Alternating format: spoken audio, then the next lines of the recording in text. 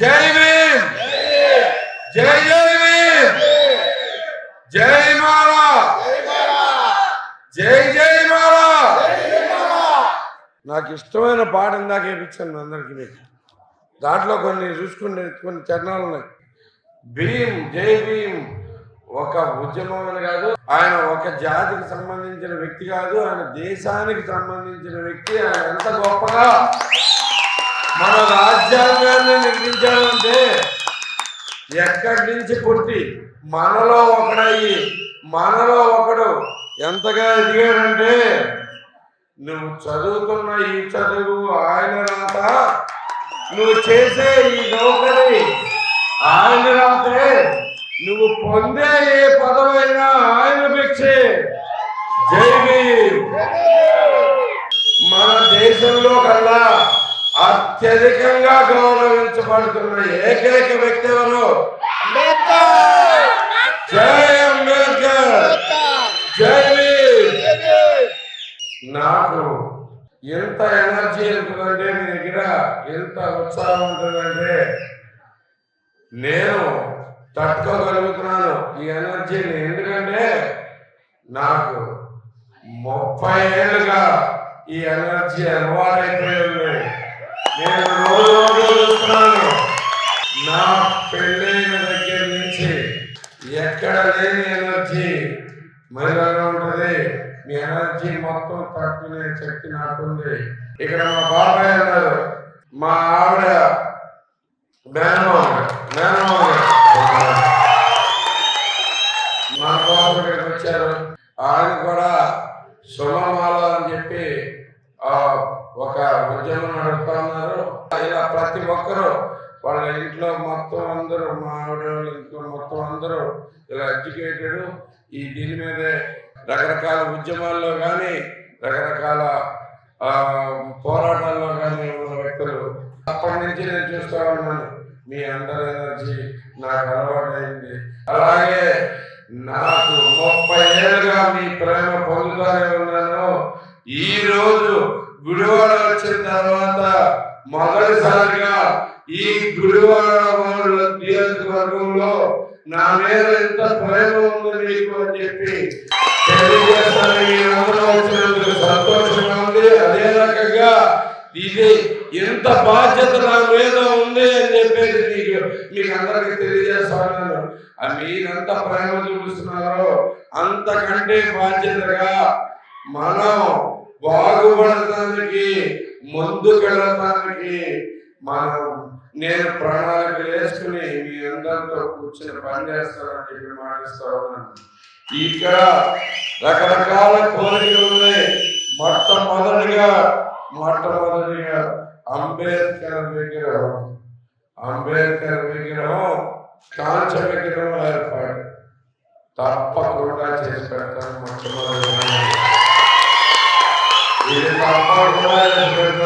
మీరు అడిగినవన్నీ చేసి పెడతాను. ఏంటంటే ప్రతి పల్లెలో మంచినీళ్ళు కావాలి. మంచినీళ్ళ కోసం ఈ రోజు మీరు గుర్తుంచుకోండి, ప్రతి ప్రభుత్వం పౌరుడు హక్కు ప్రకారం మనకి మంచినీళ్ళు సప్లై చేయాల్సిన అవసరం ఉంది. నేను మీకు అందరికీ హామీ ఇస్తున్నాను, ఎవరు 1 సంవత్సరం లోపు మీరెక్కడ మంచినీళ్ళ కోసం బాధపడే అవకాశం లేకుండా చేస్తానని చెప్పేసి మీకు అందరికీ తెలియజేస్తాను. మన పల్లెల్లో డ్రైనేజ్ వ్యవస్థ ఎలా ఉంది అనేది నేను చూస్తా ఉన్నాను. చాలా దుర్మార్గమైన పరిస్థితిలో ఉంది. ఎందుకంటే ఏ సిస్టమ్కైనా మెయింటెనెన్స్ కావాలి. మెయింటెనెన్స్ లేని సిస్టమ్ తోటి మనకు చాలా ప్రాబ్లం అవుతాయి. చెరువుల్లోంచి నీళ్లు డైరెక్ట్గా ఎక్కించుకుని తాగుతున్నారు. అదే ట్యాంకులు ఎక్కించేసి తాగుతున్నారు. పచ్చగా ఉంటాయి గ్రామంలో నీళ్లు. మన గుడివాడ వచ్చేసరికి నల్లగా ఉంటాయి నీళ్లు. ఎందుకంటే డ్రైనేజ్ వ్యవస్థలో డ్రైనేజ్ చచ్చిపోతా ఉంది దాంట్లో. ఇది దుర్భరం అంటున్నాను. ఇది దుర్భరమైన మన ఇక్కడ బతుకుల్లాగా నేను ఫీల్ అవుతా ఉన్నాను. చాలా దుర్మార్గం ఇది. దాన్ని ఈ మొత్తం లేకుండా చేస్తాను. అలాగే లింక్ రోడ్లు వేయించాలన్నారు గ్రామాల్లో. ముందు అన్నిట్లోకి మనకున్న అతిపెద్ద ప్రాబ్లం శ్మశాన వాటికలు, అవునా? శ్మశాన వాటికలన్నింటినీ సరి చేస్తాం, ప్రతి ఒక్కరికి సరిపోయేటట్టుగా చేస్తాం. అలాగే ప్రతి పల్లెలో మనం ఒక కమ్యూనిటీ హాల్ కట్టిస్తాం. కమ్యూనిటీ హాల్ అంటే సింపుల్గా కమ్యూనిటీ హాల్ కాదు, అక్కడ తాళాలు వేసి ఉండవు. దానిలో మనం ఏదైనా కానీ శిక్షణా తరగతులు కానీ, ఏదైనా స్టడీ సర్కిల్ కానీ, ఏదైనా అంటే మనం అభివృద్ధి కోసం అవసరమైన విషయాలన్నీ ప్రతి దాంట్లో పెట్టుకుని వస్తామని చెప్పి అందరికీ మాట్లాడుతున్నాం. మీరు ఎవరు గుర్తుపెట్టుకోండి, మన కోరికలన్నీ చాలా చిన్నవి. ఇక్కడ ఈ కోరికలు పెద్దగా అసలు కోరికలుగానే ఉండాల్సినవి లేవు. ఈ 21వ శతాబ్దంలో ఇలాంటి కోరిక ప్రజల నుంచి రావాల్సిన అవసరమే లేదు. ఇవన్నీ మన హక్కులు. ఈ హక్కులు కాలు రాసి మనకి ఇన్ని రోజులు తొక్కిపెట్టించాడు. మీరు ఒక్కడే గుర్తుపెట్టుకోండి, ఈ మొత్తానికి కారణం ఒకే ఒక్కడు ఎవరో తెలుసా? గుడివాడు ఎంత దారుణంగా పడిపోవడానికి మన ఎమ్మెల్యే 20 ఏళ్ళుగా మనకి అభివృద్ధి సంగతి మాటించి మంచినీళ్ళ కోసం అడగాల్సిన పరిస్థితులకు మళ్ళీ మనం వచ్చామంటే ఎంత దారుణమైన పరిస్థితి. ఈరోజు కట్టిన ట్యాంకుల నుంచి వాటర్ ఇవ్వడు, దాటి నుంచి కనెక్షన్లు ఇవ్వడు. ఎందుకంటే బొమ్మలేసి ఆయన ట్రాక్టర్లు తిప్పితే మనం అందరం గుర్తుంటాడు, లేకపోతే మంచిని మర్చిపోతాం కదా. ఎందుకంటే 5 ఏళ్ళ దాకా మళ్ళీ కనపడ్డు, ఎట్లా గుర్తుంటాడు మనకి? ట్యాంకులు వేసి తిప్పుతుంటే ట్యాంకుల మీద బొమ్మలు చూసుకుని మనం గుర్తుపెట్టుకుంటాం. ఇలాంటి దుర్మార్గమైన పరిస్థితి కల్పించాడు మీకు. ఇది కాదు అభివృద్ధి అంటే. రోడ్లు వేయటము, డ్రైనేజ్ వ్యవస్థ, మంచినీళ్ళు తాగడం అనేది అభివృద్ధి కాదండి. మీ అందరికీ తెలియజేస్తున్నాను. అభివృద్ధి అంటే ఇవాళ కంటే మనం రేపు పొద్దున బాగుండాలి. ఉండాలా? అవసరం కదా. అదే దీంట్లో ఉందామో మనం బాగుపడాలంటే మీరు ఎంతో మంది చదువుకున్న పిల్లలు ఉన్నారు, ప్రతిరోజు తిరుగుతున్నాం. బీటెక్ చదివిన వాళ్ళు ఉన్నారు, కొంతమంది ఆటోలు వెళ్తున్నారు, కొంతమంది చెరువులు వెళ్తున్నారు, కొంతమంది పొరపనులు వెళ్తున్నారు. ఇంత దారుణమైన పరిస్థితి ఏ వ్యవస్థలోనూ ఉండకూడదు. మనకి అభివృద్ధి అంటే రేపు పొద్దున చదువుకున్న ప్రతి వ్యక్తికి ఉద్యోగం కావాలి. అలాగే చెయ్యాలి అంటే ప్రతి మహిళకి పని దొరకాలి ఏదైనా కానీ. దీన్ని మొత్తాన్ని చేస్తాను.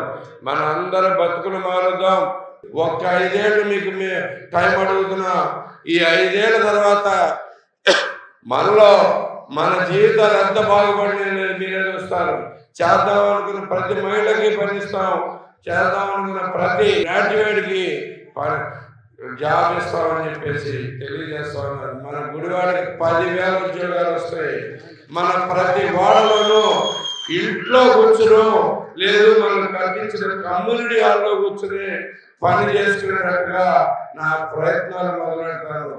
ఏ రోజైతే మనకు అక్కడే కూర్చుని రకరకాల పరిశ్రమలు, చేతి వృత్తులు అట్లాంటివి చేయగలిగిన పరిస్థితుల్లో మనం వెళ్తాము, చేతి పనులు, ఆ రోజు అభివృద్ధి చెందినందుకు దానికి తొలి అడుగు ఆల్రెడీ గుడ్మన్పేటలో పడింది.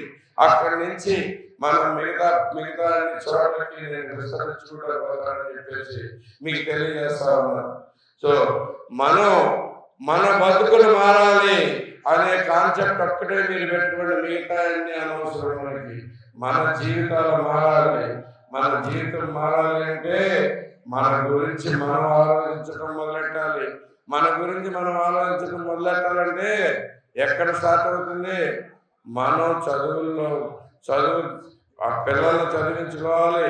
అలాగే మనకి రోజువారీ మనం చేయాల్సిన పనులు, మనకి కట్టుకుంటానికి ఉండటానికి ఇల్లు కావాలి. లేదు, ఇలాంటివన్నీ చిన్న కోరికలు, మనకి చాలా చిన్న కోరికలు.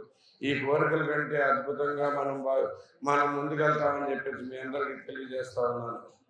అలాగే ఇంకొక విషయం చెప్పి ముగిస్తాను నేను.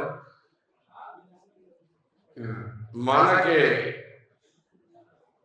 మీరు అడిగిన ఈ ప్రశ్నలన్నిటితో పాటు మనకు కావాల్సింది ఇంకొకటి ఉంది. ఈ సమాజం నుంచి మనకి గౌరవం రావాలి. గౌరవం రావాలంటే మనం విద్యార్థులు అవ్వాలి, విద్యను సాధించుకోవాలి, ముందుకు వెళ్దాం. మనమందరం ఎవరికి తక్కువ కాదు అని చెప్పేసి చూపుతామని చెప్పేసి దానికి మీకు మొత్తం తోడుంటారని చెప్పేసి మీకు తెలియజేస్తున్నాను. అలాగే ఇక్కడ భస్మాకరాలు అడిగినట్టుగా మీకు ప్రతి విషయంలోనూ మీ దామాషా ప్రకారం మీకు అన్ని పదవులు తగ్గించండి అందజేసేట్టుగా కృషి చేస్తానని చెప్పి మీకు మాట్లాడుతాను. అంబేద్కర్ నినాదం కూడా ఒకటే, ప్రతి పల్లె బాగుపడాలి, ప్రతి గూడెం బాగుపడాలి అనేది ఆయన నినాదం. ఆ నినాదం మనం బాగు చేసుకుందాం. రండి, నాతో పాటు కదలండి. మీ అందరికి బంగారు భవిష్యత్తు ఏంటి అనేది చూపిస్తానికి నేను రెడీగా ఉన్నాను. మీరు కూడా తెలియజేసుకుంటాను. జై భీమ్, జై భీమ్.